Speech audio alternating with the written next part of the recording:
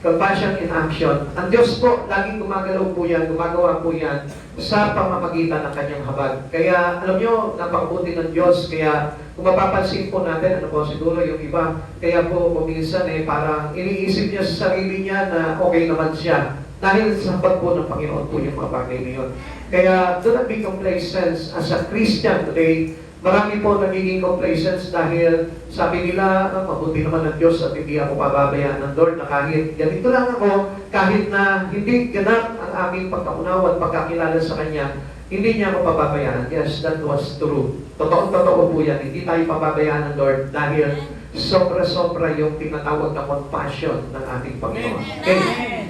Alam niyo po, ito pong bagay nito na isulat po ito dahil po sa mga Israelita. Kung paano po yung naging ugali po nila at naging ugali ng Diyos sa mga Israelita ng mga panahon na yon.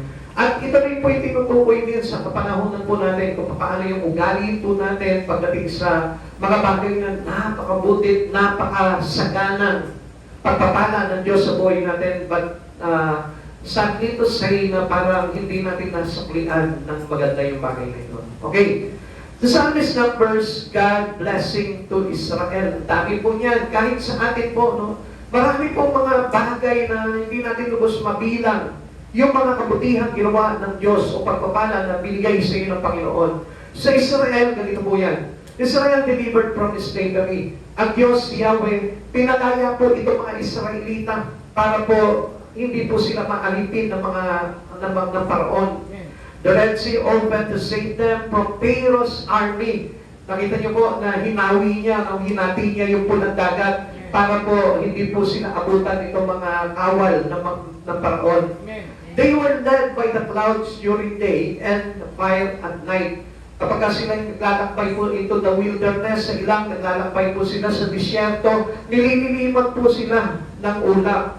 At sa gabi naman po, tinatanglawan po sila ng haliging apoy para maliwanagan po sila. Ano po? At hindi po madilim yung kanilang paglalakbay. Water flowed from the rock in the desert to quench their thirst. Nung sila po yung mauhaw, inampas lamang po ni Moises, ito po malaking bato na ito, at doon na po yung lumabas, sumipol po yung malakas na tubig para maibsan yung kanilang kauhawan. Kaya minsan, mga kapatid sa Panginoon, mahalaga po itong bagay nito. Sabihin mo doon sa katabi mo, mahalaga na makita mo itong mga pagpapala na ito sa buhay mo. Mahalaga na makita mo itong mga pagpapala sa buhay mo. Pakiusap ko lamang po, ano po, habang paumpisa pa lamang po tayo, huwag niyo muna tutulugan ito para na sa gano'n, makarelate po tayo ng maigi. Ano po? Tanongin mo nga yun, katabi mo, inaanto ka na ba? Inaanto ka na ba? O, bigyan mo ng candy para mag-ising. Yan. Kung may candy ka, bigyan mo ng candy yung katabi mo para mag-ising yan. Yan. Okay na? And last, another blessing that they experienced from the Lord. Manna fell from heaven to provide them with the food of angels. Tignan niyo po yung nagugutom po sila. Ano po? Wala sila makain doon sa ilang. Pero ang ginawa ng Lord, nagpaulan po siya ng mana. That was food from heaven. Pagkain po ito ng mga anghel. Special pa po yung binigay sa kanila ng pagkain. Ano po? Ganun din po sa atin. Ano po? Lahat po ito, na-experience po natin ito. Tayo po from the slavery, sa pagkakaalipin po natin sa diablo, tayo po ay pinalaya ng Panginoon. Dahil tayo po ay mayroong mga labanan sa buhay po natin. Hinati po ng Lord. He parted the sea on our problem. And they were led us accordingly ng ating Panginoon doon sa mga bagay na kung saan kapag ka naiinitan ka o kaya nadidiliman ka, nagbibigay po siya ng silong sa atin. He give us into His shelter. He give us light in our darkness season. Amen. At kapag ka nauuhaw ka, pinapainom tayo ng fresh water na galing sa ating Panginoon. Amen. At kapag ka nagugutom naman po tayo, pinakakain po tayo ng Panginoon. He don't want us to be lack in everything that we need in our life. Ayaw ng Diyos na magkulang ka. Kaya kung mapapansin nga po natin, mapalad nga po yung mga sagana. Mapalad yung mga tao na nagkakamal. Mapalad yung mga tao na pinagpapala. At dapat makita po natin itong pagpapala na ito ay bigay sa atin at kaloob sa atin galing sa habag ng ating Panginoon. God's people failed in spite of His faithfulness. Sa kabila po ng katapatan ng Diyos na ito sa buhay ng mga tao, ano ba po yung pinakita po nila sa ating Panginoon? Katulad po ng season po natin, in our generations today, tingnan po natin kung paano po natin na para tayo po mismo ay nagpapawalang halaga sa mga biyaya na ito na tinatanggap natin sa Panginoon. Katulad po nila, their faith was small in spite of God's giving His all. Binigyan na sila ng lahat ng bagay, pero still yung pananampalataya at pananalig nila sa Diyos ay hindi pa rin po sumisibol sa kanilang mga puso. Sabi po ng verse 32, sa ganitong gawa ng Diyos, sunod-sunod na himala, ganti nila ay paglabag, hindi pa rin naniwala. So, makikita po natin dito that they are in gratitude to God. Hindi nila pinasalamatan ng Panginoon, hindi nila pinaglingkuran ng Panginoon, matapos na pagpalain ng Diyos sa maraming bagay ang kanilang buhay. They said good things about God, but didn't walk their talk. Sinasabi nila mabuti ang Diyos, sinasabi nila mapagpala ang Diyos, sinasabi nila mahabagin ang Diyos, pero hindi nakikita sa kanilang mga pamumuhay yung mga bagay na sinasalita po nila. Verse 36, sabi po dito, kaya't sila ay nagpuri ng papuring hindi tapat, pagkat yaoy pakunwarin, balat kayong matatawag. So, ibig sabihin po dito, pagpapaipabaw lamang ang kanilang pagsamba sa Diyos, pagpapaipabaw lamang yung kanilang pagja-church. Amen? Kung singin mo ulit yung katabi mo, sabi mo, huwag kang matulog, pagpapala ang buhay. Huwag kang matulog, pagpapala ang buhay. Kung hindi nyo nakita, no, kakaumpisa pa lang natin, wala pa tayo sa first step. Di ba? Parang nakakatulog na tayo. Ito na po yung sinasabi ng Lord po dyan eh. Kaya nga po, sablihan po natin ang mabuting bagay, yung kabutihan ng Diyos sa buhay natin. Number 3, their heart weren't right and they disobey God's word. Verse 37, sa kanilang mga puso naghaharing kataksilan. Hindi sila nagtatapat sa ginawa niyang tipan. Tingnan niyo po ang Panginoon ha. Nakipagtipan na ang Panginoong Yahweh sa buhay po ng mga tao para pagpalain ang buhay natin. Kasi ang gusto ng Diyos maging sagana po tayo eh. Ang gusto ng Diyos, yung wala na tayong kailanganin sa buhay natin. Kaya nga po tayo sinamahan ng Lord. Kinuha tayo ng Lord sa pagkakaalipin natin sa paraon, sa kasalanan. Para na sa ganoon, tayo po lahat ay malagana sa lahat ng ating pangangailangan. Pero anong nangyari po sa atin? Patuloy po natin nilalabag ang Panginoon sa buhay po natin. Hindi natin sinusunod yung mga bagay na ipinag-uutos sa atin ng Panginoon. And number 4, they deserve chastening but receive compassion. Supposed to be, alam niyo, dapat na po talaga tayong paluin, hampasin ng Panginoon. Pero ano pong iginanti sa atin ng Lord? Yung kanyang biyaya tapat. Amen. Pinagpala niya pa rin ang buhay natin. Kinahabagan pa rin tayo ng Lord. Kinaawaan pa rin tayo ng Lord. At hindi niya tayo pinahintulutan na masaktan sa paglakad natin sa mundong ito. It is the same with Israelites. Ito mga Israelita, kung tutuusin, pwede na silang patayin ni Yahweh doon sa gitna ng ilang sa disyerto, pero hindi pinahintulot ng Lord yun. Bakit? Dahil sa gana sa habag ang Diyos na ito. Marami sa iyo nag-iisip mo, no? Para akala po natin talagang suktulan ng habag talaga ng Panginoon. Suktul po talaga. Kaya lang ang problema po dito, inaabuso natin yung habag ng Diyos.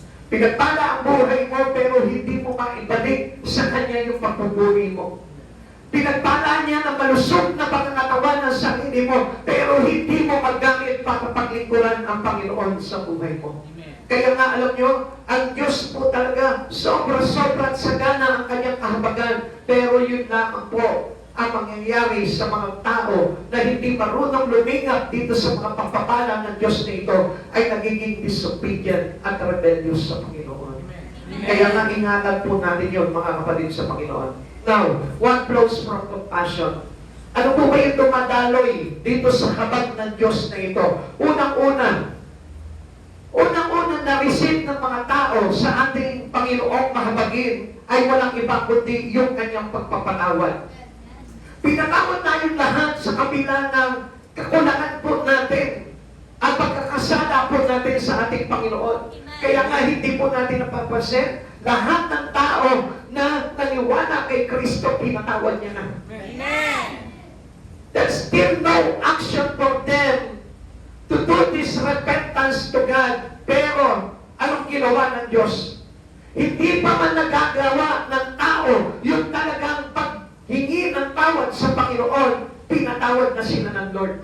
Ano po sabi po ng Roman chapter 8? Pinadama ng Diyos ang kanyang pag-ibig nung tayo'y makasalanan pa. Nakita niyo po yun? Forgiveness of God is released to every one of us when we are sinned. Amen. Nung tayo po ay nagkakasala pa. Hindi po dito sinabi ng Panginoon na tayo po'y pinatawad o humingi ka na ng tawad. Kaya nga itong forgiveness ng Lord na ito, it is because of His great grace. Amen. Yung kanyang compassion na ito po yung naglagay sa kanya na patawarin lahat ng tao. Kaya lang alam niyo mga kapatid sa Panginoon, sana po hindi natin inaabuso yung compassion ng Lord na ito. Dahil yung habag ng Diyos sa tao ay talagang napakasagana. At sana po, tayo po bilang tayo yung mga recipient ng pagpapatawad ng Panginoon, tayo rin po ay maging sagana sa pagbabalik ng papuri sa Panginoon. Amen. For example, today, ipadama mo sa Panginoon na habang nakikinig ka, habang sumasamba ka, ipadama mo sa Kanya na ikaw ay lubos na nagpapasalamat. Amen. Sapagkat tayo lahat, the recipient of forgiveness of God. Amen. Tumanggap tayo dito ng pagpapatawad ng Diyos. Walang isa man dito sa kwarto na ito na hindi pinatawad ng Diyos. Amen. At yan ang gusto ko po na maintindihan po ninyo. Even someday na mangyari sa atin na reject mo man ang Lord sa buhay mo, but still, yung pagpapatawad ng Diyos, nakalaan pa rin para sa iyo yan. Na kapag ang isang tao ay nagbabalik loob sa Kanya, handang-handa pa rin nito patawarin ang tao na ito. Ang sabi niya po dito, He being full of compassion forgave their iniquity. Na dahil sa Kanyang habag, ang tao ay Kanyang pinatawad sa lahat ng kanilang mga pagkakasala. Amen. 78 verse 38, gayon pa man palibhasa sa Diyos siyang mahabagin, ang masamang gawa nila ay Kanyang pinatawad na rin.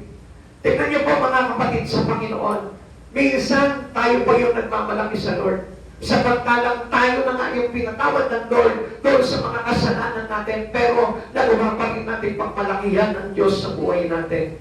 Now consider the compassions of Christ. Tingnan po natin, ano po ba yung isinaalang-alang ng Panginoon po dito dahil sa Kanyang habag sa buhay ng bawat isa sa atin. Jesus had compassion on hungry multitude and fed them. Kapag kami nakikita siya mga nagugutom, nung panahon na yun na nagsunuran sa Kanya yung napakaraming tao, 3 days kasama ni Jesus. At nung nakita niya na nagugutom na itong mga tao na ito, na bumubuntot-buntot sa Kanya dahil nag-i-enjoy sa mga pangangaral niya at sa mga himalang ginagawa niya, anong ginawa ni Jesus? Nahabag siya. Matthew chapter 15 verse 32, tinawag ni Jesus ang kanyang mga alagad at sinabi sa kanila, nahahabag ako sa mga taong ito, 3 araw na ngayon kasama natin sila at wala na silang pagkain. Ayokong paalisin sila ng gutom, baka sila mahilo sa daan. Alam niyo po ba kung ano po yung pinoproject ng Lord dito sa atin sa panahon po natin? To Jesus, it meant prioritizing both the physical and spiritual needs of others, demonstrating that He cares intimately. Nagmamalasakit siya ng malalim, deeply. Yung kanyang pagmamalasakit about every aspect of human struggling.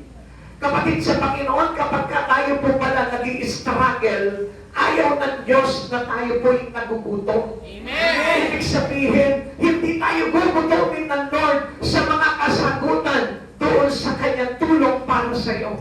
Amen. Hindi lamang ito about food.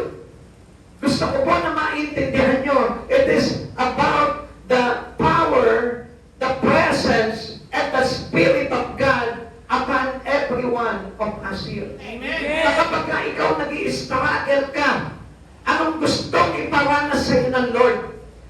Pinaprioritize ng Lord yung pangangailangan mo hindi lang sa iyong physical, kundi maging sa iyong spiritual needs. Amen. Halimbawa, ano po? Minsan marami tayong pangangailangan. Gutom tayo sa mga bagay na kasagutan sa mga problema natin. Ano po? Pero anong gagawin ng Lord? Pag nakita niya yung kagutuman mong yun, anong gagawin niya? Bubusugin ka niya ng kanyang mga bagay na magagawa para lutasin ito. Amen. So kaya hindi po tayo nagkukulang. Kaya kung mapapansin po natin, physically, spiritually, makikita mo yung parallelism po nitong bagay na ito. Halimbawa sa physical mo, no, kapag ka kumikilala ka sa Panginoon, tignan mo yung kalagayan ng physical mo, as well, makikita mo yung kalagayan ng iyong spiritual. Amen. Halimbawa, let's say, kapag ang isang tao pala ganito, yung pong, may nabasa po kasi ako about law of parallelism. Parallelism. Ang ibig sabihin po pala nito, yung bagay na nangyayari sa physical mo, kapag ikaw mananampalataya ka na sa Panginoon, ay nagre-reflect ito doon sa espiritu mo. Amen. Amen? Amen. Yung bagay na ito, kapag halimbawa, let's say, tinatamad-tamad ka na, no, kapag ka sa mga bagay sa espiritu, no, ibig sabihin niya, gutom na yung spiritual mo pagdating sa Panginoon. Ibig sabihin niya, nawawala na rin ng gana, namihina na rin yung iyong spiritual. At kapag halimbawa, wala ka ng gana pagdating sa Panginoon, anong ginagawa ng Lord? Because of Jesus' compassion, pupusugin ka ng Panginoon. Makikita mo, ang Diyos pa yung nag-aakay sa iyo. Ang Diyos pa yung tumatawag sa iyo. Ang Diyos pa yung nag-i-encourage sa iyo. Ang Diyos pa yung nag-i-edify ng Espiritu mo. Para na sa ganun sumigla muli yung relasyon mo sa Panginoon. Kaya kailangan hindi nagutom ang isang Kristiyano. Kung ang problema mo lang kagutuman sa pagkain, ay kayo walang problema po doon. Amen? Amen? Kahit na wala kang pera, mabubusog ka. Bakit? Nakita mo nga po, kapag kami kumakain kami ng sabay-sabay, kahit hindi ka na magluto, kakain ka eh. Kasi bibigyan ka nila ng mga pagkain po nila. Alam niyo mga kapatid sa Panginoon, yung compassion ng Lord, kailanman, hindi niya papayagan na nakikita kang gutom. Amen? Tingnan mo yung tabi mo ngayong gutom. Malamang po sa pagkain gutom yan. Pero sa espiritu, hindi magugutom yan kay Kristo. Ikalawa, Jesus had compassion on two blind men and restored their sight. Now, up to now, Jesus' grace is for a person desired to see the truth. Sa totoo lang, alam niyo po yung grace ng Lord. Ang grace ng Lord, kapag ikaw naghahanap ka ng katotohanan, ang Diyos hindi na pwedeng hindi mahabag sa mga tao na ito. Alam niyo bakit? Kasi ayaw ng Diyos na itong tao na ito na naghahanap ng katotohanan, na gusto makakita ng katotohanan, ay mabulagan. Alam niyo, kaya nga po maraming bulagi.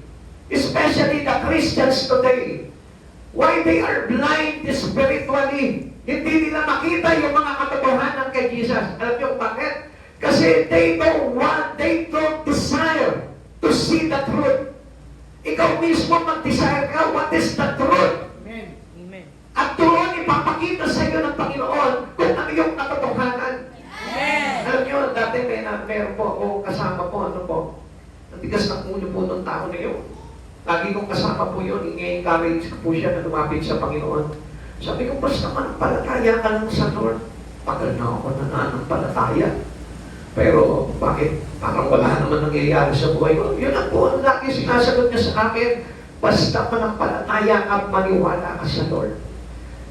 Sabi niya, paano kung maniniwala at mananampalataya? Kung puro problema na lang nangyayari sa buhay ko. Ako, kaya ka nga nagkakaproblema kasi hindi ka pinapalaya ng katotohanan. You must search for the truth. Sabi ko sa kanya, hanapin mo yung katotohanan. At kapag hinanap mo yung katotohanan kay Kristo Jesus, makikita mo, makukulat yung mata mo na kung gaano kasagana ang habag ng Diyos sa buhay ng tao. Isang araw, alam niyo, dumating sa kanya lahat ng mga pagsubok sa buhay. Sabi niya gano'n sa akin, hindi ko na kaya. Hirap na ako. And I'm willing to give up. Sabi niya gano'n. Sabi ko, huwag kang give up. Kaya ka nga nandito ngayon, kaya tayo magkasama. Pinahintulutan ng Lord yan na makilala ko ng todo tubusan ang Panginoon. At alam niyo po ba, doon niya nakita at doon siya nagkaroon ng kalooban na makilala ang katotohanan. Sabi niya, sige nga, pakilala mo sa akin ang katotohanan na sinasabi mo. Sabi ko, basta sumama ka lang sa akin, tanggapin mo lahat ng ginagawa natin. Isang araw, kahit wala akong ipinapaliwanag sa iyo, makikita mo ang katotohanan. Amen. Sumama siya ng sumama sa akin. Sabi niya, saan ka pupunta ngayon, brother? Bible study, sama ako dyan. Pinagbabasa ko po palagi siya ng konteksto namin. Ano po? Siya palagi ang pinauunang magbasa. Tapos closing prayer siya.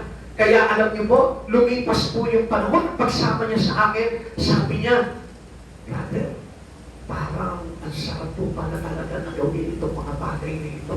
Sabi ko, nakita mo, nakakakita ka na.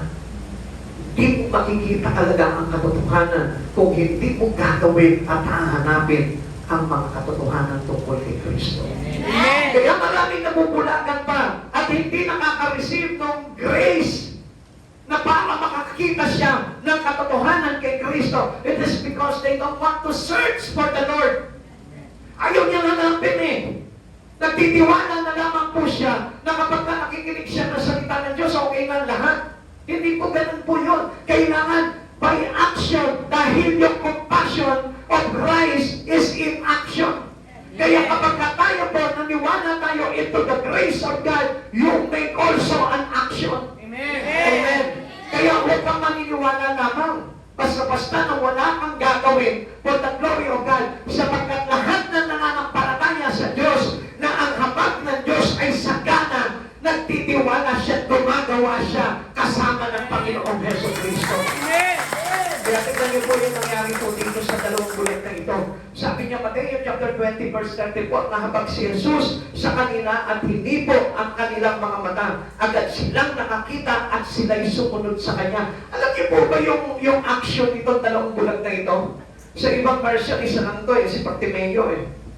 Pero dito, alam niyo po, pinakita po dito, dalawa silang sumisigaw. Nung makita nila na dumaraan si Jesus, sabi nila, Jesus, anak ni David, mahabag kayo sa akin. Inulit-ulit po nila yun. At nagalit yung mga alagad at pinagbawalan sila. Alam niyo po ba, yung action nila na yun caught up the attention of Christ Jesus. At ano sabi ni Jesus doon sa mga alagad nila? Dalhin niyo sila dito. At ang tanong ni Jesus doon sa dalawang bulan na yun, anong gusto niyong mangyari na ipangyari ko sa inyo? Kung inyong iibigin, makakakita kami. At ano sabi ni Jesus? Pinahirap po sa iyong kanilang mga mata at nakadilat itong mga bulan na ito. Amen. So you need to do an action. Amen. We need to seek that truth in Christ Jesus for us, our blind eyes to see. Amen. Kaya hindi makakita yung mata natin eh. Although we believe in Christ Jesus, pero we do not do action. Wala tayong ginagawang aksyon.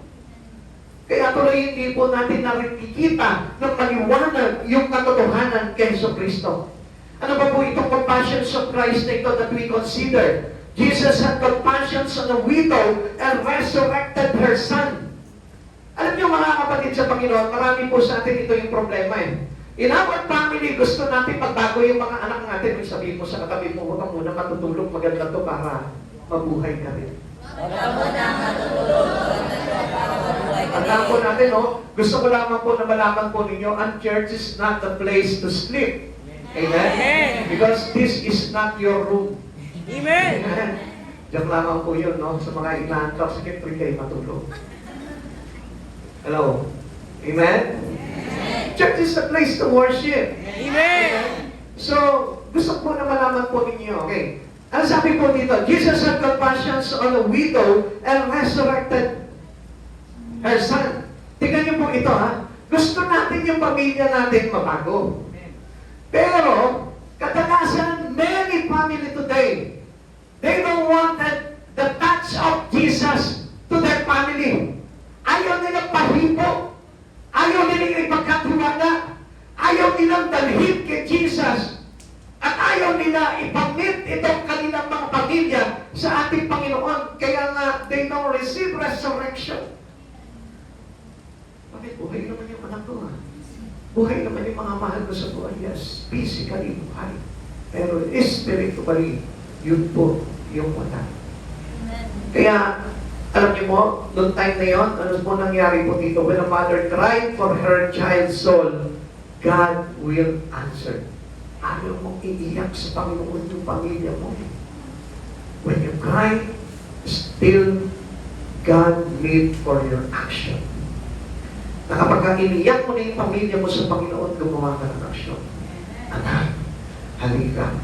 Hindi po pwedeng hindi ka sasama sa akin para sumamba. Yun yung action din na kailangan ng Lord. Confessions in actions of Christ. Kung halimbawa ang Diyos mahahabag lang sa atin, pero wala siyang gagawing action, maliligtas ba tayo? Wala.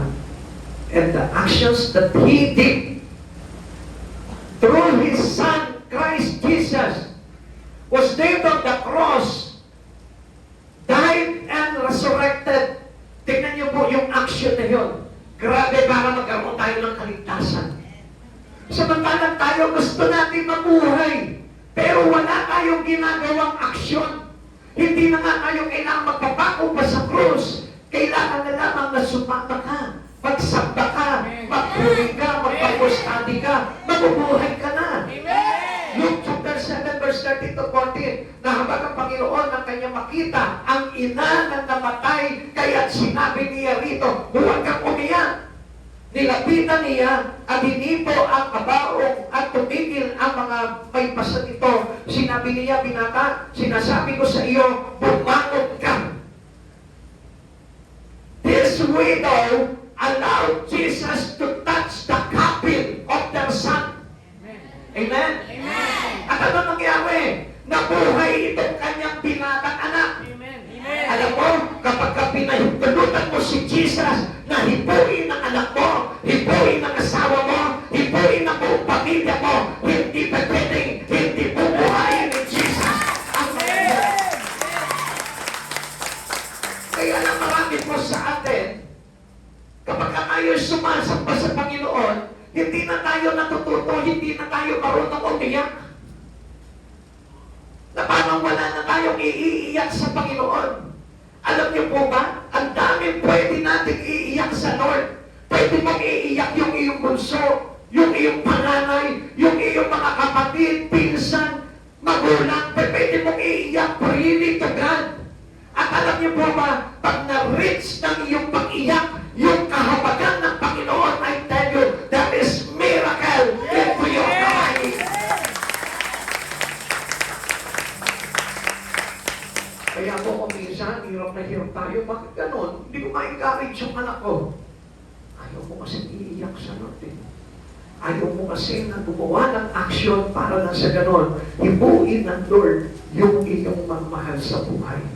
Remember the compassionate Christ on the cross. Natatandaan niyo po ba ito? Kung paano po sumagana yung habag ng Diyos through the cross.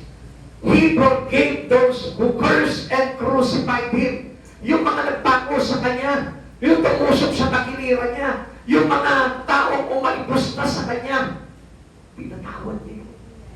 Amen. Amen. Amen. Ikaw pa kaya na nananampalataya na sa Lord? Ikaw pa kaya na mayroong iniiyak sa Panginoon? Alam nyo, kapag ang isang tao marunong magpadurog ng puso at marunong umiyak para sa Panginoon, yan yung lubos ng inahahabagan ng Panginoon. Amen. Amen. Amen. Sabi niya po dito, Lucas 23 verse 34, sinabi ni Jesus, Ama, patawarin mo sila sapagkat hindi nila nalalaman ang kanilang ginagawa. Nagpanabunutan ang mga kawal upang paghati-hatian ang kasuutan niya. Diba? Napakasama po ng mga ginagawa nito mga tao nito. Pero alam niyo po ba, grabing compassion ng Lord, inabot pa rin itong mga tao nito. Amen. Amen. Amen. Alam niyo po ba na mayroong pag-asa yung mga mahal natin sa buhay? Kaya nawawalan sila ng pag-asa dahil na rin sa atin na maling kaisipan. Karamihan sa atin bilang mga Kristiyano, mali yung kaisipan natin. Ayaw nila eh. Anong magagawa ko? Pinipilit ko na sila. Ayaw pa rin nila. Kasi kumakagat tayo sa kasinungalingan ng kaaway, samantalang mayroon namang pinagagawa sa atin ng Lord na very effective and powerful. If we cry for to Jesus at naramdaman ng Panginoon yung pag-iyak mo, I tell you, hindi pa pwedeng hindi mag-overflow yung compassion ng Lord doon sa mga iniiyak mo. Amen. Amen? Amen. Amen? Amen. Kaya lang, baka mamaya wala tayong pananampalataya, kaya hindi natin ginagawa yun. Many Christians today are unteachable. Hindi na maturuan. Nakikinig po sila ng salita ng Diyos, pero parang dry land na yung kanilang puso. Bakit dry land? Na kahit mahulugan ng buto, namamatay na yung mga buto at hindi na umuusbong. Kaya nga tayo, we better to cultivate our heart para lang sa ganon, tumaba ulit yung puso natin and we are ready to be planted by the words of God into our heart. Dapat maging ready palagi tayo na itong puso na ito ay laging nakakaiman ng binhi ng ating Panginoong Jesucristo. Amen. Para lang sa ganon, makita po natin kung paano talaga mabubuhay sa pamamagitan ng salita ng Diyos yung mga patay. Amen. Amen. Do not be a dry land. Kailangan tayo po laging sariwa sa kapanahunan. Amen. Ikalawa, forgave repentant during his last moment. Sabi niya sa Lucas chapter 23 verse 43, sumagot si Jesus, sinasabi ko sa iyo, isasama kita ngayon sa paraiso. What a great action that he believed into the compassionate Christ. Alam mo, kapag ikaw talagang nananampalataya ka sa habag ng ating Panginoon, hindi pa pwedeng hindi magkakaroon ng action sa buhay mo, yung grace ng Lord. Amen. Amen. Amen. Christ-like people are compassionate too. Alam niyo po ba tayo, din po yung mismo, dapat tayo isagana-sagana rin po sa habag. Amen. Amen. Na kapag halimbawa nakikita mo yung anak mo, nawawala na sa Panginoon, dapat ikaw yung unang-unang umiiyak. Amen. Amen. Iniiyak mo na sa Panginoon, Lord, ayoko mawala ang anak ko sa iyo. Lord, ang asawa ko, ayoko lumayo sa iyo. Amen. Ikaw yung unang-unang iiyak para sa mga tao na nawawala na sa Panginoon. Amen. Amen. Amen. Kaya nga Christ-like kailangan tayo lahat, being a people to Christ Jesus, have also a compassionate heart. Tanungin mo nga yung katabi mo, nahahabag pa ba yung puso mo? Nahabag pa ba yung puso mo? O baka mamaya nasanay ka na sa pagiging matigas ang puso. Hala ka sa buhay mo. Kasi ganun yung lagi yung sagot natin eh. Tigas ng ulo mo, bahala ka, mapahama ka. Ang tigas ng ulo mo, gawa ka ng gawa ng kasalanan, mapahama ka. Hindi. We need to cry for them. Amen. We need to be Christ-like people who Amen. are compassionate too. Tayo po lahat kailangan. Kaya nga po kung minsan sa tigas ng puso natin, hindi na tayo marunong magpatawad eh. Sa tigas ng puso natin, hindi na po tayo marunong makinig. Sa tigas ng puso natin, hindi na tayo marunong manumbalik sa Panginoon. Na kahit na iniiyakan ka na para makapanumbalik ka sa Panginoon, anong sasabihin mo? No, ayoko na. Pagod na ako. Tignan niyo kung paano tayo pinatigas sa puso. To be Christ-like, we need people to be compassionate too. Tayo po lahat, especially tayo nakakilala na sa Panginoon. Amen. But the question, how compassionate are you? Gaano ka na ngayon? Meron pa ba? Yung dating kasama mo na nagsasamba, kinahabagan mo pa ba? O pinabayaan mo na rin? Come on, gusto ko na tumingin po kayo dito. Yung dating nanay mo kasama mo. Yung dating anak mo kasama mo sa pagsambat, kasama mo umiiyak sa Panginoon. Yung dating kaibigan mo na kasama mo na natataas ng kamay, nagpupuri sa Panginoon. Nasaan na siya ngayon? Iniiyak mo pa ba siya sa Panginoon? Ini-encourage mo pa ba siya? Are you Christ-like people who are compassionate to like Him? O wala ka nang pakialam sa kanila? Ayaw na nila eh. Ano ba magagawa ko? Ayaw na nila. Di bahala mo sila. Nung minsan, alam niyo, kinausap ako ng Panginoon. Kasi sabi ko po, Pagka lumabas kayo, bahala na kayo sa buhay ninyo. Pagka bumitaw kayo sa Panginoon, bahala na kayo sa buhay ninyo. Alam niyo, isang madaling araw, habang nagpe-pray ako, sabi ng Lord, huwag kang ganyan. Dahil kahit kailan, hindi ako naging ganyan sa iyo. Sabi ng Lord, huwag kang maging matigas ang puso. Dahil isang araw, baka ikaw rin ay mawala sa akin. Napaisip ako sa Panginoon, oo nga. Ako pinagtyagaan ako ng Lord. Pero ako, wala akong tiyaga doon sa mga tao na nahuhulog. Kaya alam niyo, ginawa ako, pinagtyagaan ko talaga yung mga tao na yun. At sinabi ko sa kanila, balik kayo sa Lord.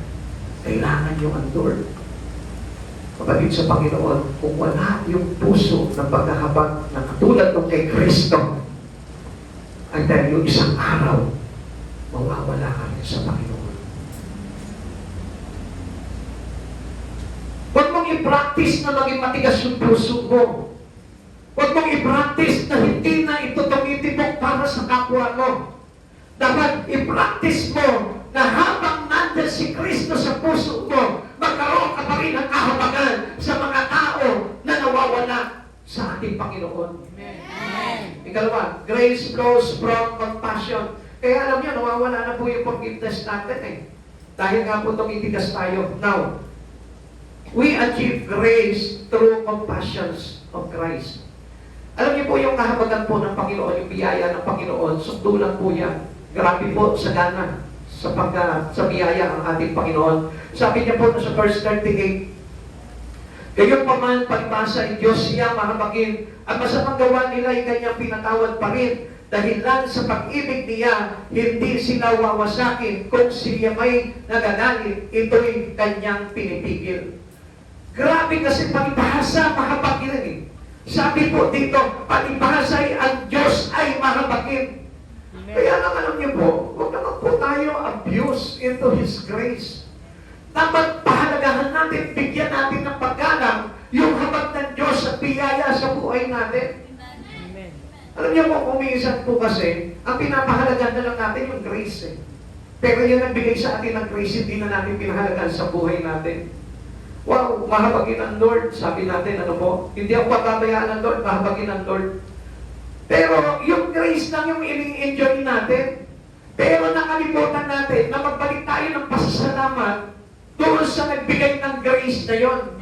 The Lord, sabi dito, didn't destroy His people. Tingnan niyo po yung grahabing habag ng Diyos. Ano po? Grace was extended to the undeserving. Sino po ba yung deserve na makatanggap ng grace? Wala, ni isa. Tayo po lahat na nandito, wala. Hindi natin deserve po yan. We are undeserving, but grace flows upon the compassionate Christ Jesus. Amen. Tayo po lahat, nag-recipient po niya, tumanggap po tayo. This applies to our salvation. Bakit tayo lahat may salvation na po? Hindi ko ba natutuwa na sa oras na ito, sa kabila ng mga kakalokohan na nagagawa mo, sa kabila ng mga kasalanan na nagagawa mo, sa kabila ng mga katigasan ng ulo mo, still, yung grace na yun, nagliligtas pa rin sa'yo. Alam niyo po ba kung wala yung grace, wala na, napahamak na po tayo lahat. Amen. At ito po yung sasabihin ko po sa inyo, every one of us here, nagkakasala pa rin. Amen. Do not lie. Ginagawa natin sinungaling ng Diyos. Sabi po ng 1 John chapter 1 verse 9. Tama po ba? Ginagawa mong sinungaling ang Panginoon kung sinasabi natin tayo'y hindi nagkakasala. Kapatid sa Panginoon, tingnan niyo po ito ha. Nagkakasala tayo pero still the grace of God save us. Amen. O, tingnan mo na yung mga mata. Masikusin mo na yung mga mata. Medyo namumungay-mungay na. O, yung mga lakasan nasa harap ko. Parang iba na yung timplada ng mga mata niyo. Gisingin niyo yan. Maaga pa. Tandaan mo, hindi ako pwedeng antokin ngayon kasi baka mamaya mawala yung grace, makatulugan ko. Hindi ako maliligtas. Kapatid sa Panginoon, yung grace ng Lord na yon, sagana-sagana yon para maging sapat, para maligtas ka. The grace is sufficient for our needs. Even in our sin, yung grace pa rin ang sinagot ng Lord para maligtas tayo. Para tayo lahat ay ma-redeem into our sin. Yung grace pa rin ang pinairan ng Lord, yung biyaya niya at habag. Kasi alam niyo, kung kung hindi mahahabag ang Panginoon sa atin, hindi tayo maliligtas. Kaya nga, for God so loved the world, yung pag-ibig ng Diyos na yon, sumagana yon at nagbuhos ng kanyang biyaya. At ang biyaya na yon, yung biyaya ng kaligtasan, na wala may pagmamalaki ang tao, na kahit gumawa siya ng gumawa ng mga mabuting bagay, he never deserved to be saved. But only by the grace of God, yun lamang po yung naging kaligtasan natin. Kaya until now, hindi pa tayo pinarurusahan kahit na nakagagawa ka ng pagkakasala, because we are under the grace of our Master and Savior, Jesus Christ. Kaya kahit na sabihin mo, ay yabang-yabang ko, na akala ko dahil sa karunungan ko, naligtas ako, na dahil sa kayamanan ko, may kaligtasan ako. No, hindi yun ang dahilan po doon. Because of the grace of God, hanggang ngayon, sakop ka pa rin ng kaligtasan ng kanyang biyaya at habag. Amen. Amen. Alam nyo, do not abuse it. Dahil kapag dumating yung time na hindi na i-correct ang ating mga kasalanan, pagdating ng pagharap natin sa Panginoon, there is no chances anymore. The grace still running into our life. Amen. Amen? Amen. Kaya nga panatiliin natin na pinapahalagahan yung grace ng Lord upon Christ Jesus para na sa ganon, masecure natin at maisip natin na I need to separate my life into the big sin of this world. Amen. Amen. Amen. Amen. Abuse. Huwag nating abusuhin. Better choose to be with God, to be a people to God, for us having saved by the grace, even we are undeserved. Ephesians chapter 2, verse 8 to 9, sapagkat dahil sa kagandahan loob ng Diyos, kayo ay naligtas sa pamamagitan ng pananampalataya, at ito'y kaloob ng Diyos at hindi mula sa inyong sarili, hindi tubungan ng inyong mga gawa, kaya walang maipagmamalaki ang sinuman. Na kahit na ano pa yung past accomplishment mo, hindi ito makapapantay into the grace of God. Amen. Kahit na ano yung mga finished works mo or accomplishment mo sa Panginoon, hindi ito makapapantay into the grace of God. Amen. Amen. Kahit na sabihin mo matagal ka ng pastor, kahit sabihin mo deacons ka ng church, hindi ito makakasapat doon sa grace na ibinigay ng Lord para patawarin tayo sa kasalanan natin. Amen. Kaya nga, do not underestimate the grace of Jesus Christ. At gusto ko po na malaman po ninyo, itong grace na ito, yung pinahahalagahan nito. At it will remind us na tayo'y naligtas sa lahat ng pagkakasala natin because of the grace of God. Amen. The Lord turned away His anger. Nakita niyo po kung bakit ang Diyos hindi siya madaling magalit? Because of His grace. Kasi yung puso talaga ng Diyos, punong-puno ng kahabagan. Sabihin mo nga doon sa katabi mo, punong-puno siya ng habag sa puso. Puno-puno siya ng habag sa puso. Kaya nga napakaganda na ang buhay po natin ay naglalagak po talaga sa Panginoon. Huwag mo lang ilalagak yung buhay mo sa boyfriend mo. Kasi hindi ka maliligtas ka, mapapahama ka dyan. Dapat maglagak ka talaga ng buhay mo sa Panginoong Jesucristo. Kaya dapat unahin mo palagi ang Diyos sa buhay mo. Unahin mo palagi ang Diyos kaysa doon sa mga bagay na ginagawa mo for us having this grace of God. Amen. And not God to be anger. Amen. Kasi alam niyo ba, na kapag binabaliwala natin itong grace and compassionate of God to our life, doon siya parang nagagalit eh. Doon nagagalit ang Diyos, sagana na nga yung pag-ibig niya, sagana na nga yung biyaya niya, sagana na nga yung mga bagay na ginagawa niya mabuti sa buhay po natin. Pero hindi natin pinapahalagahan, kaya tuloy. Nagagalit ang Lord. Pero ganun pa man, alam niyo po, ang Lord hindi po niya, pinipigilan niya palagi yung galit niya. Sabihin mo sa Panginoon, sabihin mo sa katabi mo, nagpipigil siya ng galit sa iyo. Bibigyan siya ng galit sa iyo. Sabi ko nga sa Lord, minsan kapag ako nagpe-pray, ang totoo lang mo po ha, dapat maging laman din po ng prayer nito. Lord, please, pigilan mo yung galit mo sa akin. Haba-habaan mo pa yung pasensya mo sa akin. Dahil po kung buwelo pa ako eh. Totoo naman eh. Kailangan talaga na ang tao kasi hindi ganun kabilis eh. Amen? Like for example, ngayon, nag-iisip ka, ay ako, magbabago na ako, maglilingkod na ako sa Lord. Kung pwede ba yan? Kung mga 10 taon, pwede ba yan? Kaya nga, ang Diyos, ang haba po talaga ng grace niyan. At hindi po yung basta nagagalit. Kasi pag nagalit, bukas ang Panginoon, wala na, tapos na, hindi ka na nakabuelo, hindi ka na nakapaglingkod muli. Amen? Amen? O, tingnan nyo, ang laki pa ng pag-asa, no? Kaya pwede pa, mag-iisip pa kayo, 10 taon, bago ngayon. Amen? Baka pagdating ng 10 taon, makapaglingkod ka na sa Panginoon. Habang kami, nandun na, na-rapture na. No? Amen? This happened repeatedly. Alam niyo po, naulit-ulit po ito sa mga Israelita to. Ilang beses po sila nagrebelde sa Panginoon. Ilang beses sila sumuway sa Panginoon. Pero anong nangyari po dito? Hindi basta pinawi po ng Lord palagi yung galing niya. Grace is available to you and me. Para sa atin po yan. Sabihin mo sa katabi mo, hanggang nag-iisip ka pa, may grace pa rin dyan. Hanggang hindi ka pa nakakapag-decide, may grace pa rin dyan. Grabe, ano? Kung titignan po natin, ano? Hindi mo sinasama sa plano mo ang Diyos sa buhay mo, pero yung grace nandun. Covered pa rin. Hindi ba napakabuti ng Panginoon? Kung isa nga, di ba, pinagtatawanan mo lang ang Diyos mo. Bahala ka sa buhay mo. Basta ako ito. Nabubuhay ako sa gana sa buhay ko, okay lang ako. Wala kayong pakialam sa buhay ko. Mind your own business. Nandun pa rin yung grace ng Lord. Diba? Yung kahit na para bagang, doon sila, ganyan, gusto nila gawin. Ako, ito gusto kong gawin. Nandun pa rin yung grace ng Lord sa iyo. Yung iniiwan mo yung Panginoon, nandun pa rin yung grace. Huwag ka mag-alala. Kasi hinihintay ka pa rin ng grace ng Lord. Nagpipigil pa rin siya sa galit niya at hindi pa rin siya nagagalit. Amen? Amen! Ilang beses na natin ginawa yung pagtataksil natin sa Panginoon. Pakisabi nga, nagtaksil ako. Nagtaksil ako. Sino dito yung hindi nagtaksil sa Panginoon? Pakitaas nga yung kamay, may baril ako dito, barilin ko ngayon.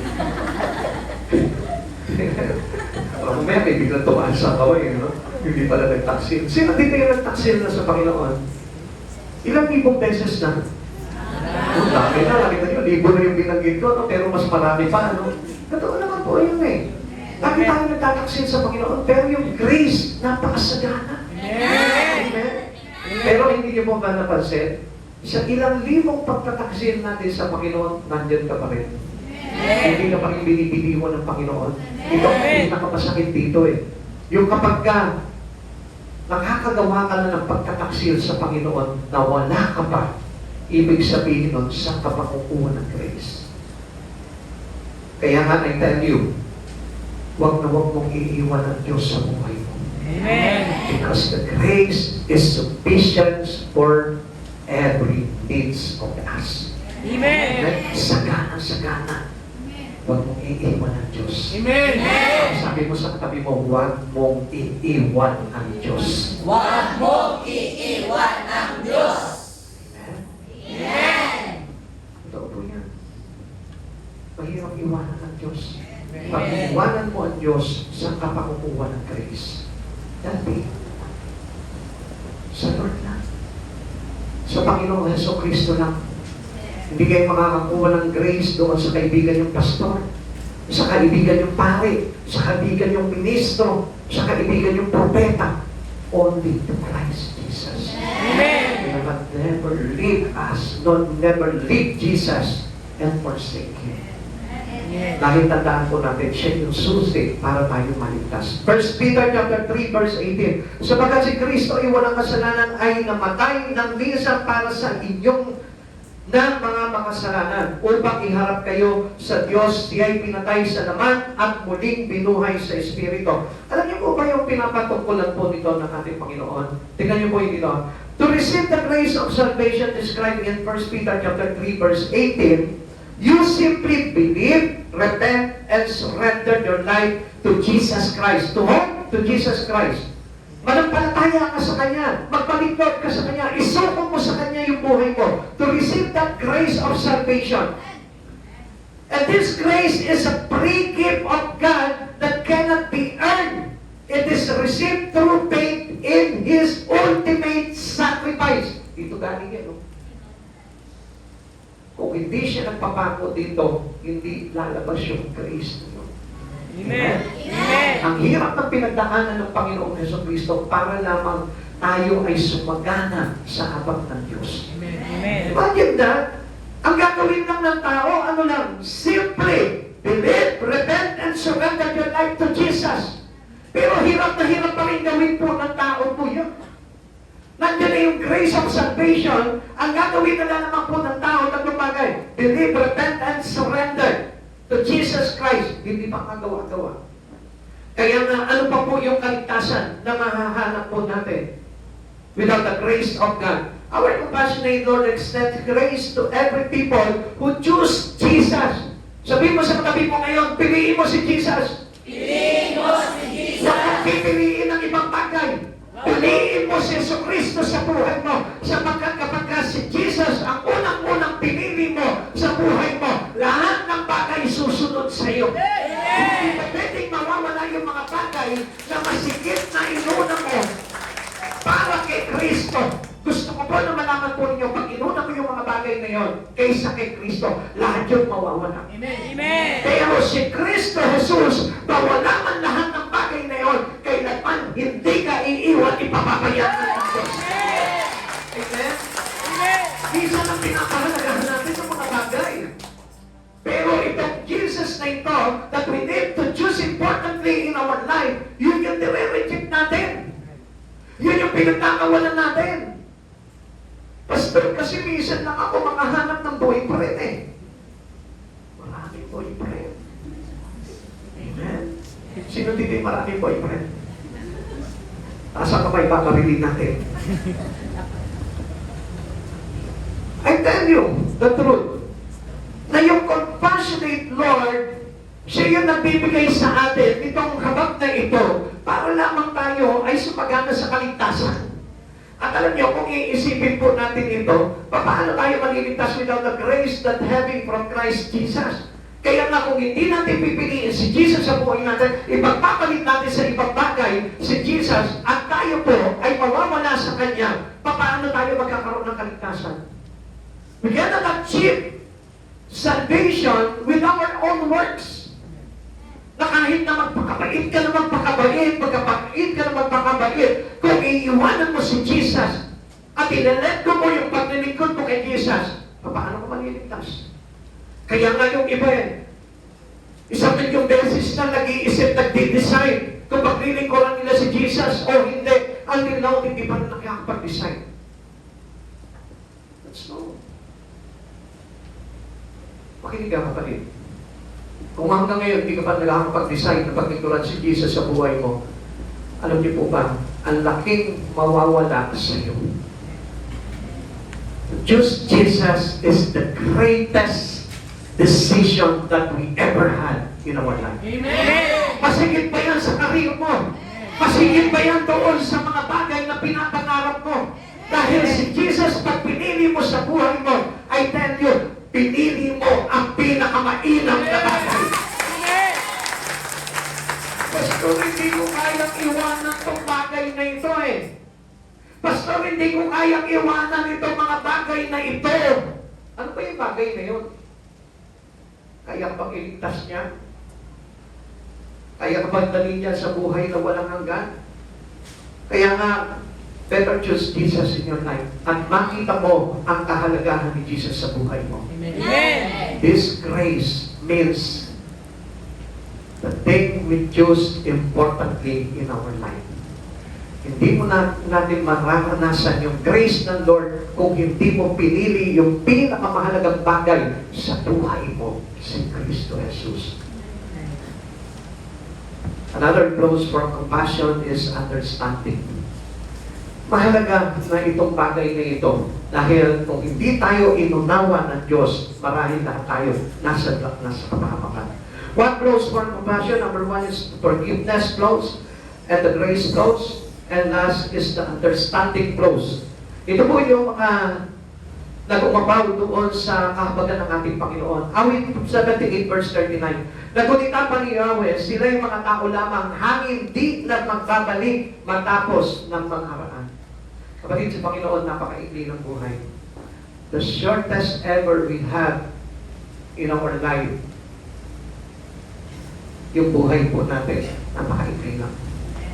Buti pa ang mundo ilang generation na yung dumaan dito sa mundong ito, nandyan pa. Pero alam natin, all things shall pass. Lahat maglalaho po yan. And what about your life? You have a shortest life. Napakaikli ng buhay po natin. Bukas makalawa, baka wala ka na dito. At hindi natin nakakatiyak kung kailan hanggang kailan ang buhay po natin. Kaya masabi ko nga po sa inyo, salamat sa Panginoon na unawaan niya tayo. At alam niyo po ba, sa isang paggawa ng kasalanan, ang hirap i-repent sa Panginoon. Kaya pansinin niyo, mga kapatid sa Panginoon, ang daming tao nagsisisi sa kasalanan po nila, pero paulit-ulit. Amen? Amen.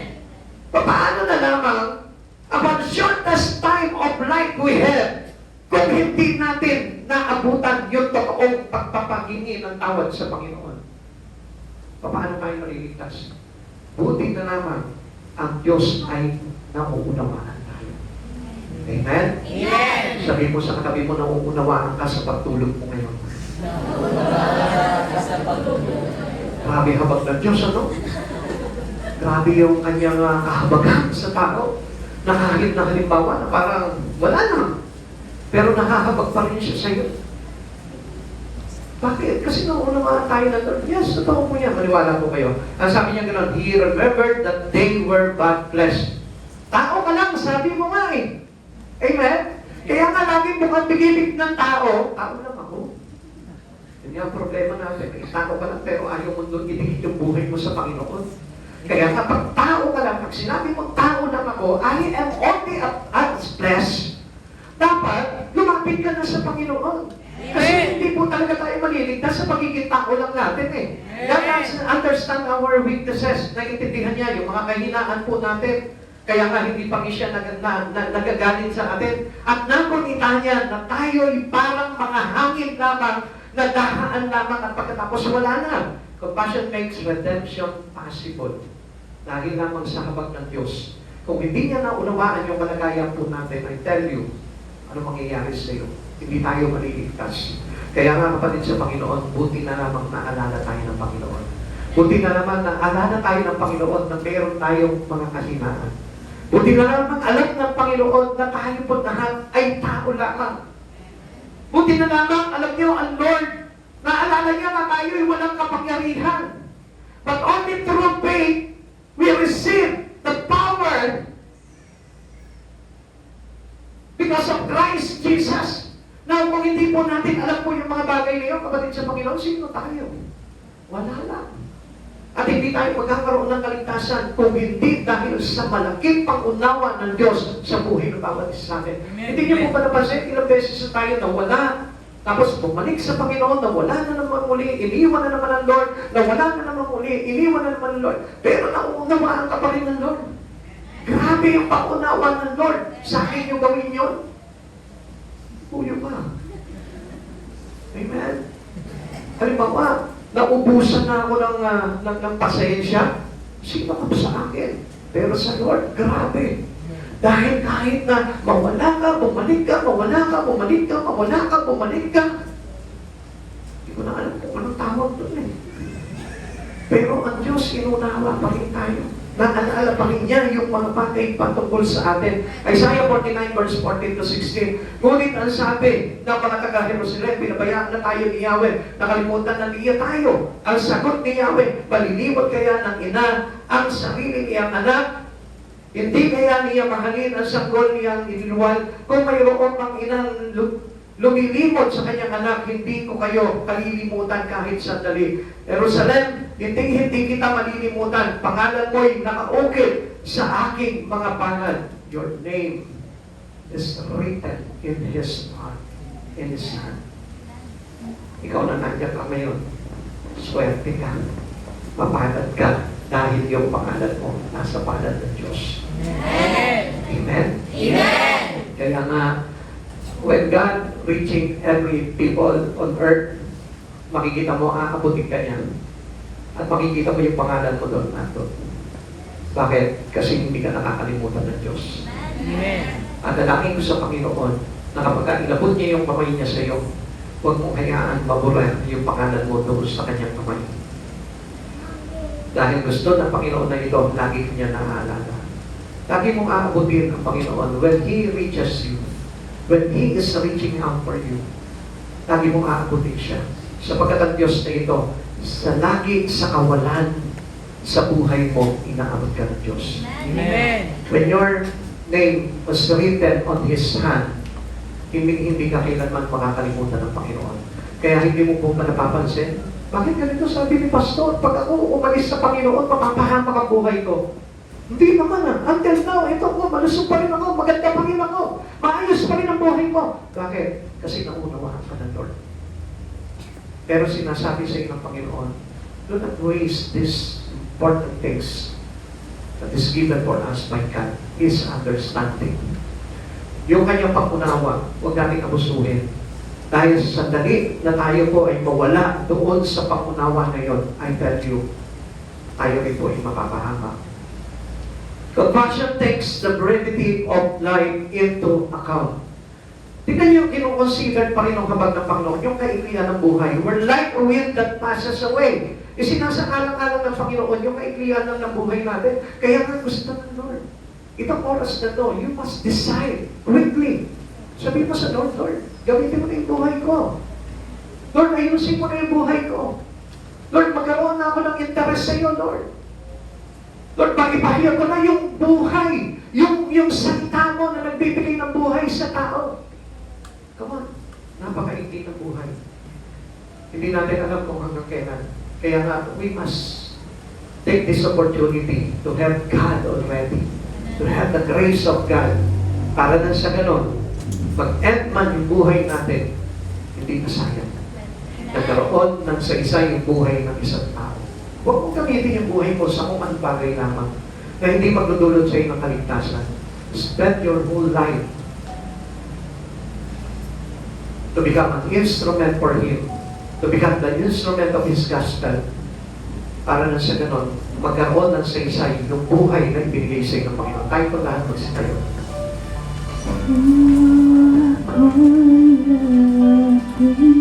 Paggamit mo yung buhay mo sa Panginoon.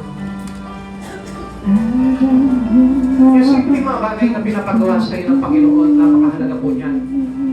Yung binubulungan ka lang ng Lord na mag-church ka palagi, napakahalaga po niyan. Yung sinasabi sa iyo ng Panginoon na maging part ka ng gawain na ito, ng mission ng Panginoon, napakalaking bagay po niyan para sa Lord. And we tell you the truth, to have the grace of God, ipakita mo sa Kanya yung pasasalamat mula sa puso mo. At sa oras na ito, kapatid mo sa Panginoon, tingnan mo yung biyaya kapag ng Panginoon na dumadali sa buhay mo. Kaya alam niyo, kung iisipin po natin, paano mo may pagpapalit ang Diyos na ito sa mga walang kakwento-kwentang bagay lamang sa mundo na ito? Hindi mo naman siya na gusto ng demonyo na mapahamak ang buhay mo. Pero ang ibig ng Lord ay maligtas ka at makapiling ka niya sa buhay na walang hanggan. Kaya laging yung pangunawa ng Panginoon ay laging nasa atin nakapabor. He will give us always a favor. Day by day, binibigyan ka ng pabor ng ating Panginoon. Kung bakit nandito ka ngayon, sinasabi sa iyo ng Panginoon, anak, this is my grace to save you. Why you are here today, it is my grace for you having this patience of mine. Kasi gusto na Lord na talagang ma-receive mo yung kaligtasan. Gusto ng Panginoon Jesucristo na mabuhay ka sa buhay na walang hanggan sa piling niya at hindi ka mapahamak sa dagat-dagatang apoy. Kaya nga sa oras na ito, kapatid sa Panginoon, gamitin mo yung buhay mo for the grace of God. You must decide. Huwag ka mahirapan sa pagpili ng mga bagay. Do not compare other things to the great things in Christ Jesus. Padaman mo yung pagkakaiba at kahalagahan ni Jesucristo sa buhay mo kaysa sa mga bagay na pinagdadaanan mo lamang ng buhay mo sa mundo ito. Sa iyo Diyos na higit na nagbigay ng patak niya. Sa iyo Diyos na nagbigay ng higit na kanyang pag-ibig sa buhay ng tao.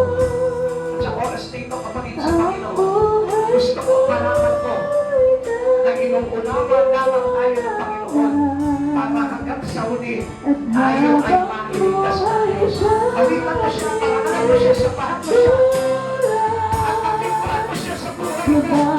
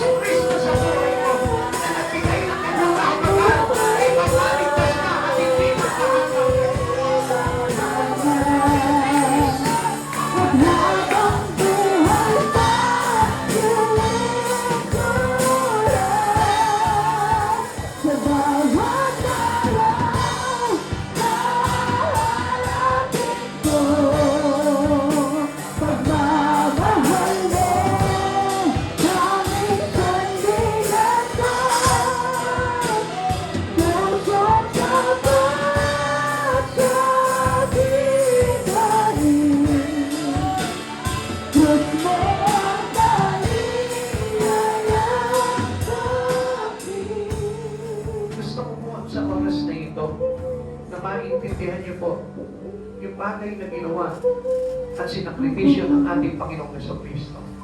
Gusto ko sa oras na ito, ibigay mo yung mata mo. Habang ipinapaliwanag ko sa iyo itong bagay na napakahalagang ginawa, sakripisyo ng Panginoong Jesus. Please close your eyes and feel the cross of Christ Jesus. Wala kang ibang iisipin kundi yung pagpapapako ni Jesucristo sa krus na nagbunga ng ating kaligtasan. Kapatid sa Panginoon, gusto ko na malaman mo na walang bagay na mahalaga sa buhay ng tao. Hindi ang iyong kayamanan, hindi ang iyong kagandahan, hindi ang anumang mga bagay na pinapangarap mo sa mundong ito. Kung aalalahanin mo lamang kung bakit si Jesus ay nagpapako sa krus, namatay, inilibing, at muling nabuhay. Kung alam mo lamang kung ano ang halaga nito. Ang halaga nito, ikaw, ako, tayo, na dapat sana sa impyerno ang patungo. Subalit, iniliko niya tayo papunta sa buhay na walang hanggan. Dahil ayaw niya na mapahamak. Dahil ayaw niya na tayo po ay maging alipin ng kasalanan bumabalot sa lahat ng tao sa tibutan upang mapunta sa kamay ng kaaway sa impyerno.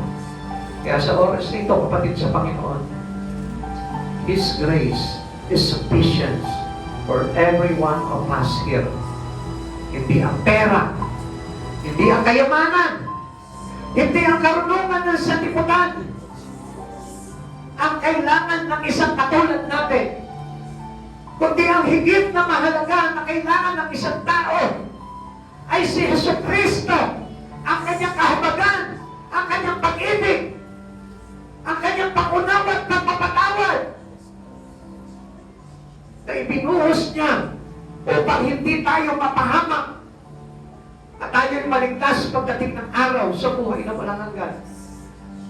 Sa oras nito, kapatid sa Panginoon, you must decide to choose kung sino ang pipiliin mo. Kung ang buhay na ito, na nandito sa mundo na ito, na hindi makakapagligtas sa iyong kaluluwa pagdating ng araw, o ang Panginoong Jesucristo na nag-alay ng kanyang sariling buhay upang magkaroon ka ng buhay na walang hanggan sa piling niya. Mag-isip ka na mabuti. Walang bagay na aalisin sa ating Panginoon,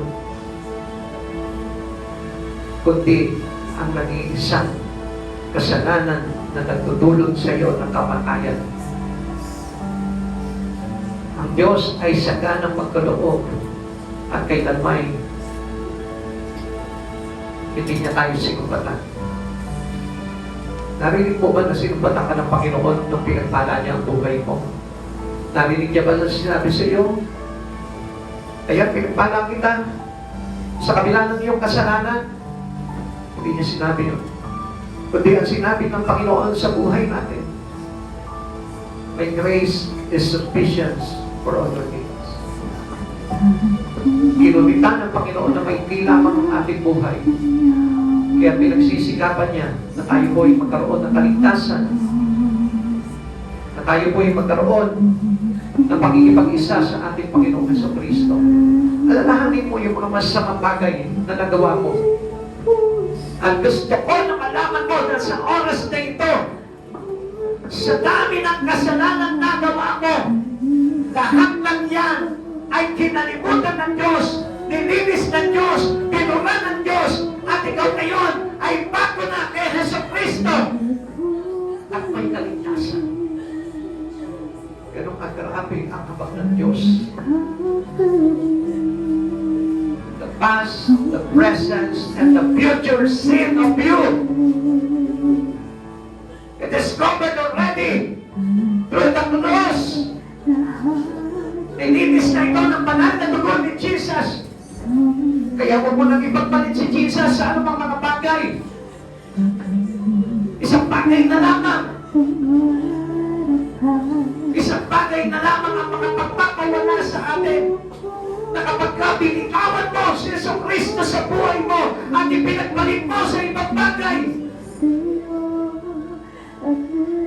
maaaring ito yung maging bunga ng kapahamakan. Subalit kung nalalaman mo na halaga ni Kristo sa buhay mo, kahit kailan hindi na maaagaw yung kaligtasan na ito na bunga ng sakripisyo ni Jesus sa krus para sa iyo. Purihin ang Panginoong Jesucristo sapagkat lahat ay kanyang pinatawad sa lahat ng kasalanan.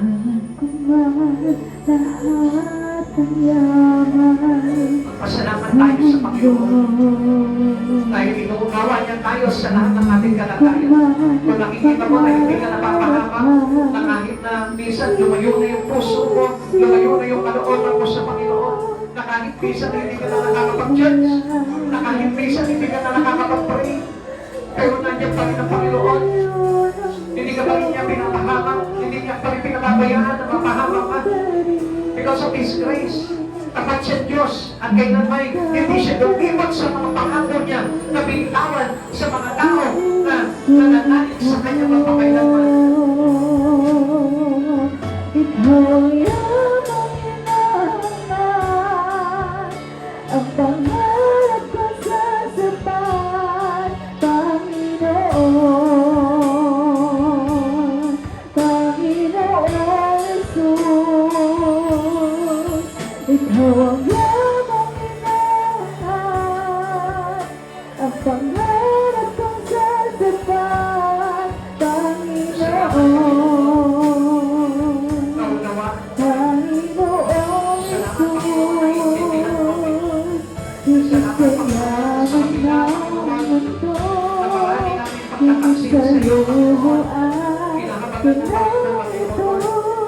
Maraming salamat sa biyaya ng Panginoon na hindi matutuwasan ng kahit na kayamanan ng mundo nito. Naman inatong namin sa iyo, Panginoon, hindi pa rin sasapat ito, Panginoon. Kaya ang aming isang tibok buhay, Panginoon. Kung mapapapasa namin ang pasalamat na nais namin igawan sa iyo, Panginoon.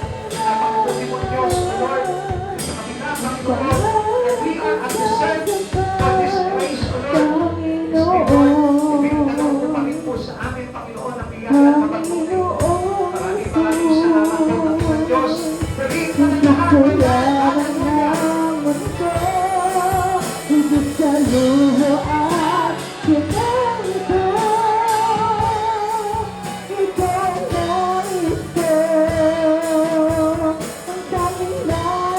Ikaw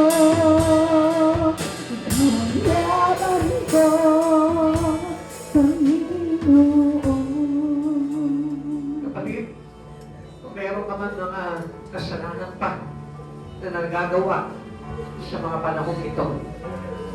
Bakit hindi mo pagsisihan ang taligdan? Bakit hindi mo ilapit sa Panginoon? Iiyak mo sa Lord. Sabi ng Lord, yung bawat pag-iyak natin, may mga bagay na ginagawang himala ang Diyos sa bawat pag-iyak. Kaya sa oras dito, kapatid sa Panginoon, pausan mo yung mga nagawa mo. Come on. Kaya ka nandito ngayon, ipinapaalala sa iyo ng Panginoon na kailangan mo siya. Hindi tayo makakalaya sa mga kasalanan kung hindi natin talagang tatanggapin si Kristo sa buhay natin. Kapatid, po tayo magmalaki sa Panginoon. We need Jesus. Every one of us need Jesus. Kailangan mo ang Panginoon.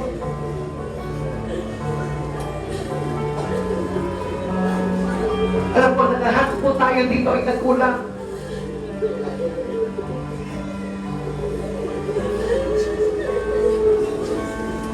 Inaabot ka ng Panginoon. Lahat tayo mayroong maruming puso. Pero hindi inalitanan ng Diyos yun. Hindi tinignan ng Diyos kung ano man yung mga bagay-bagay na kasalanan na nagagawa natin. Kundi inulawa pa rin tayo. Dahil mahal tayo ng Diyos. Mahal ka ng Diyos. And until now, hindi pa rin sumusuko ang Diyos. He who began His works, the good works in you, will carry it on until completion, until the day of Christ Jesus. Siya nagpasimula ng mabubuting bagay sa buhay mo. At siya rin tatapos dito hanggang sa pagbabalik ng Panginoong Jesucristo. At sa oras na ito, gusto ko malaman mo, hindi pa tapos ang Panginoon hanggat hindi ka pa niya nadadala sa kanyang kaluwalhatian. Hindi siya matatapos sa iyo at binabantayan ka niya upang mahihatid ka niya sa buhay na walang hanggan. Huwag kang bibitaw sa Diyos. Huwag kang susuko. Huwag mong iiwanan si Jesucristo. Manalig ka at manatili sa Kanya hanggang wakas.